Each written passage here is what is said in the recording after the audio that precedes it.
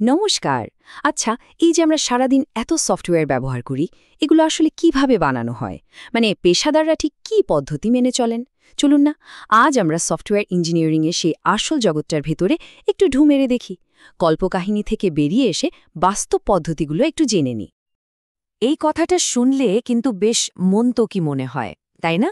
যে কোনো প্রজেক্টে দেরি হলে আরও লোক লাগিয়ে দিলেই তো কাজ তাড়াতাড়ি হয়ে যাওয়ার কথা। ম্যানেজমেন্টের দুনিয়ায় এটা খুবই পরিচিত একটা চিন্তা।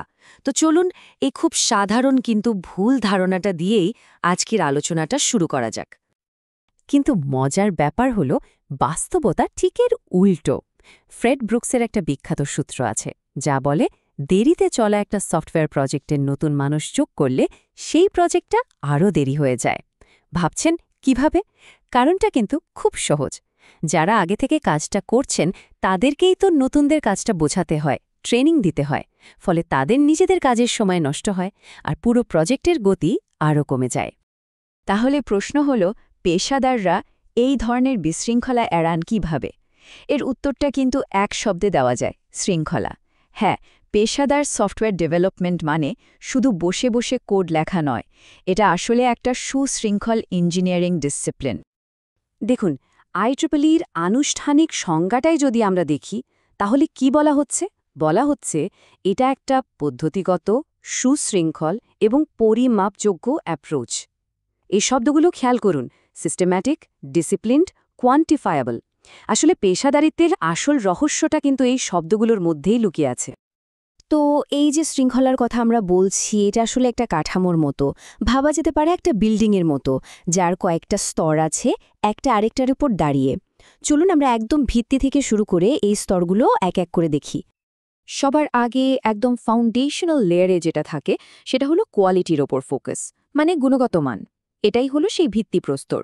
এই ভিত্তিটাই যদি মজবুত না হয়, যদি কোয়ালিটি নিয়ে আপোস করা হয়, তাহলে এর ওপর যত বড় ইঞ্জিনিয়ারিং কাঠামোয় দাঁড় করানো হোক না কেন, সেটা টিকবে না। ঠিক এর ওপরের স্তরটা হলো প্রসেস বা প্রক্রিয়া। এটা অনেকটা আঠার মতো কাজ করে, মানে টেকনোলজির বিভিন্ন অংশকে একসাথে জুড়ে রাখে আর নিশ্চিত করে যেন সময় মতো কাজ শেষ হয়। এরপর আসে ৩ নম্বর স্তর, মেথডস বা পদ্ধতি। সোজা কথায় এটা হলো টেকনিক্যাল হাউ টু, মানে সফটওয়্যারটা বানানোর জন্য ঠিক কি করতে হবে। অ্যানালাইসিস থেকে শুরু করে ডিজাইন, কোডিং, টেস্টিং, এই সব কিছুর খুঁটিনাটি পদ্ধতিগুলোই এখানে থাকে। আর একদম চোরায়, মানে ৪ নম্বর স্তরে আছে টুলস।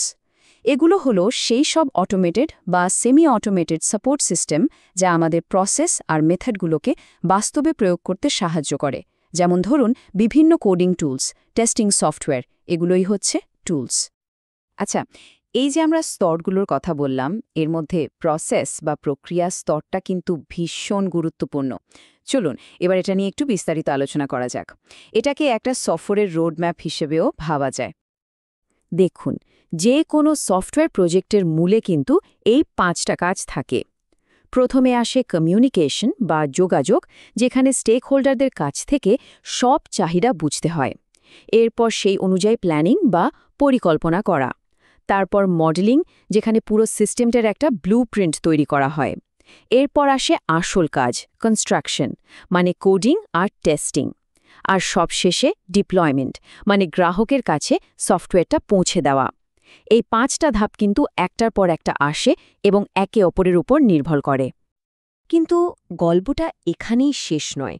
এমন কিছু কাজ আছে যে এই ৫টা ধাপের কোনো একটার মধ্যে সীমাবদ্ধ থাকে না, বরং একটা ছাতার মতো পুরো প্রজেক্টটাকে শুরু থেকে শেষ পর্যন্ত আগলে রাখে।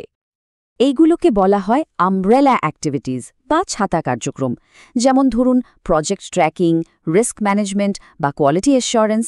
এই কাজগুলো কোনো একটা নির্দিষ্ট সময় করা হয় না, বরং পুরো প্রজেক্ট চলাকালীন এগুলো নিয়ে সতত ভাবতে হয়। রিস্ক ম্যানেজমেন্ট তো একদম শুরুতেই করতে হয়, আবার কোয়ালিটি নিশ্চিত করার কাজটাও চলে একদম শেষ পর্যন্ত। এই তালিকায় আরও কিছু কাজ আছে, যেমন ধরুন মেজারমেন্ট, মানে প্রকল্পের অগ্রগতি মাপা, বা সফটওয়্যার কনফিগারেশন ম্যানেজমেন্ট, যা নিশ্চিত করে যে কোডের সব পরিবর্তন ঠিকঠাকভাবে ট্র্যাক করা হচ্ছে। এই সব সহায়ক কাজগুলো ছাড়া বড় কোনো প্রজেক্টকে নিয়ন্ত্রণে রাখা কিন্তু প্রায় অসম্ভব। বেশ, আমরা তো দেখলাম কি করতে হবে আর কিভাবে করতে হবে। কিন্তু এর পেছনের দর্শনটা কি, মানে কেন আমরা এভাবে কাজ করব?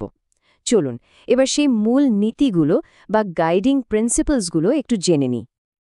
ডেভিড হুকারের প্রথম নীতিটা খুব মৌলিক কিন্তু ভীষণ জরুরি। বলা হচ্ছে একটা সফটওয়্যার সিস্টেম বানানোর একটাই কারণ, সেটা হলো ভ্যালু বা মূল্য তৈরি করা, ব্যাস, আর কিছু নয়।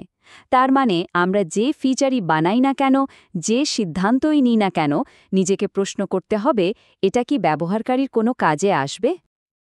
এরপর আসছে একটা খুব বিখ্যাত নীতি, KISS, মানে কিপ ইট সিম্পল স্টুপিড।